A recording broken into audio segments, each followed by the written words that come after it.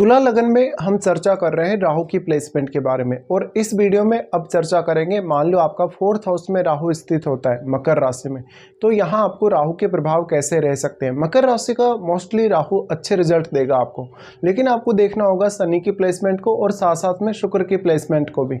शुक्र आपके लग्नेश है और लग्नेश होने के नाते शुक्र की प्लेसमेंट बहुत ही ज़्यादा इंपॉर्टेंट हो जाती है। इसके अलावा यहाँ राहु स्थित हैं, तो शनि आपके चार्ट में बहुत अच्छी स्थिति में हो तो राहु और भी ज़्यादा बढ़िया परिणाम आपको दे सकते हैं। 4th हाउस का राहु है तो मोस्टली इस प्रकार का राहु आपको धन दौलत पर और ऐशो आराम पर फोकस करने के लिए प्रेरित करेगा। इस प्रकार का राहु है तो भले ही आप विदेश में सेटल होकर भी एक अच्छा जीवन जी सकते हैं। 4th का राहु आपको शुरुआत में उतना अच्छा जीवन नहीं दिखाता, कभी भी आपको अपनी शुरुआती एजुकेशन में और शुरुआती आपके करियर में बहुत सारी दिक्कतें आती हैं और कैरियर मेनली आपकी डिससेटिस्फेक्शन का एक मेन कारण बनता है।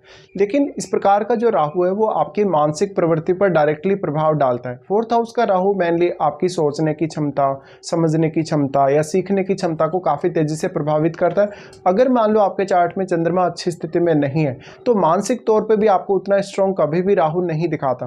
तो शुरुआत में लगभग 25 की एज तक आपको काफ़ी ज़्यादा समस्याओं का सामना करना पड़ेगा यहाँ राहु के होते हुए, लेकिन बाद में आपका जीवन बहुत ज़्यादा बेहतर हो सकता है। इसके साथ साथ डिपेंड करेगा कि आपको राहु की महादशा भी है या नहीं, या अंतरदशा के हिसाब से भी आपको थोड़ा बहुत विचार जरूर कर लेना चाहिए।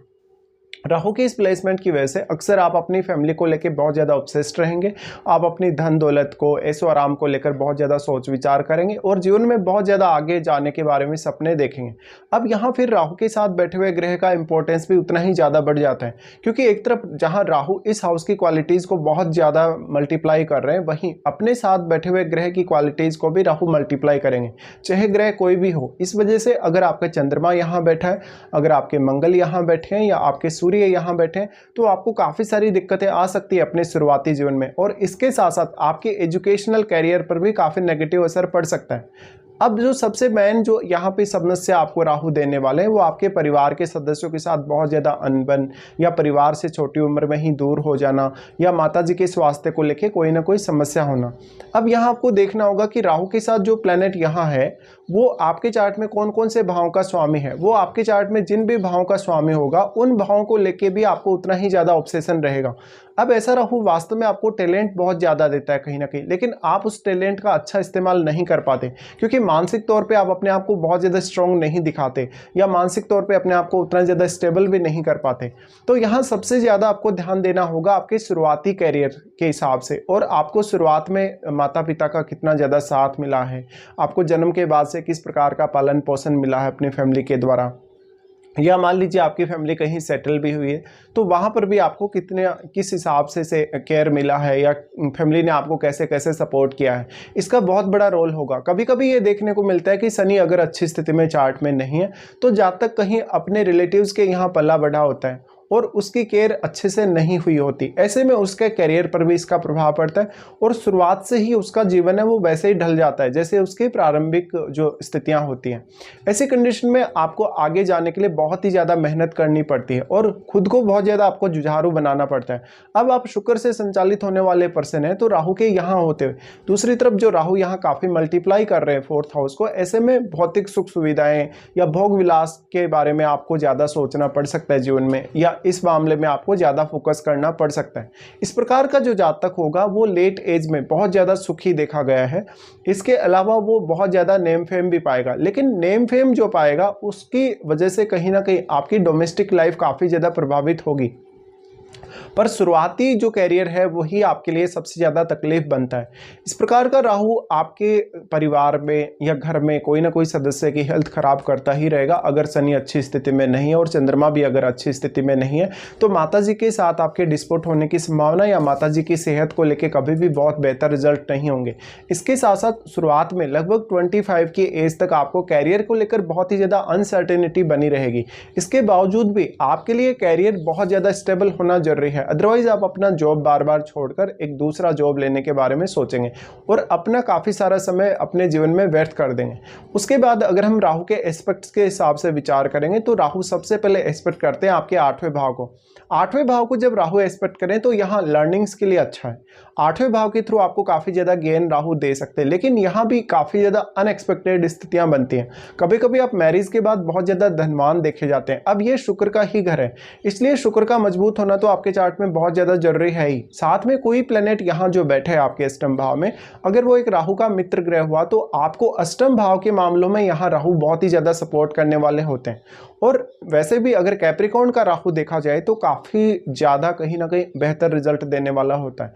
इसलिए जब यहाँ इनकी दृष्टि पड़ रही है तो आप अष्टम भाव के थ्रू काफ़ी ज़्यादा धनवान बन सकते हैं। आप यहाँ से जो भी रिजल्ट एक्सपेक्ट करेंगे उससे ज़्यादा ही कुछ आपको यहाँ मिलेगा, लेकिन यहाँ पर कोई फायरी प्लैनेट का प्रभाव नहीं होना चाहिए।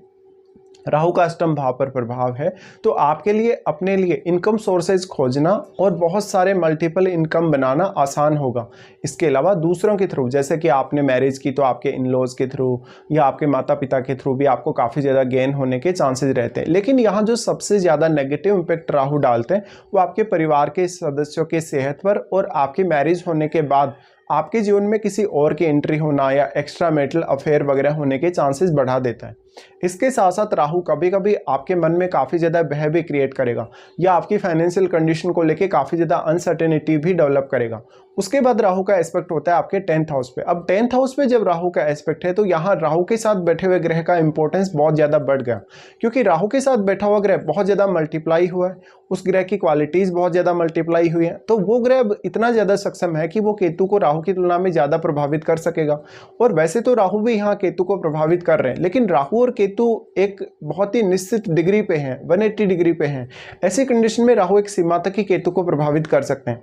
राहु का जो एस्पेक्ट आपके 10th हाउस पर है उसकी वजह से कहीं ना कहीं राहु आपको ऑब्सेस्ड करने की कोशिश करेगा आपके कैरियर के लिए, और जो आपके 10th हाउस में केतु स्थित है वो वहाँ की एनर्जी को काफ़ी कम कर रहा है, वो वहाँ की एनर्जी को सोख रहा है एक तरीके से।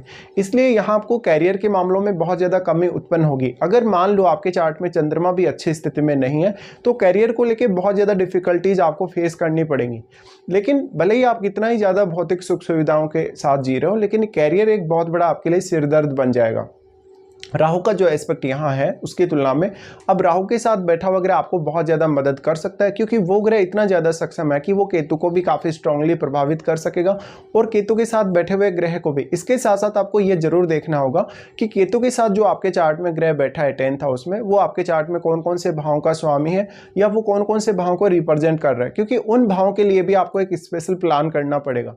इसके साथ साथ यहाँ जो भी प्लैनेट केतु के साथ होगा उन भावों से जुड़े हुए रिश्तों से भी आप काफ़ी ज़्यादा डिटेल्स से नजर आएंगे। हो सकता है आप अपने फैमिली को अच्छे से समय नहीं दे पा रहे और बाकी आपके जो बहुत ज़रूरी काम है कैरियर को लेकर वो भी आप बहुत ही स्टेबल तरीके से नहीं कर पा रहे। ऐसा जो राहु होगा वो आपको बार बार स्थान परिवर्तन देगा, आपके कैरियर में भी लगातार बदलाव देगा। कहीं ना कहीं राहु अपनी तरफ से काफ़ी ज़्यादा कोशिश करेगा कि आप भौतिक सुख सुविधाओं के साथ जिएं और काफ़ी स्टेबल हों, लेकिन केतु का जो प्रभाव है वो आपको इससे दूर करेगा। इसलिए जीवन में काफ़ी ज़्यादा फ्रस्ट्रेशन उत्पन्न होगी इस वजह से। और अगर चंद्रमा भी आपके चार्ट में खराब स्थिति में है तो ऐसे में और ज़्यादा आपको फ्रस्ट्रेशन मिलेगी।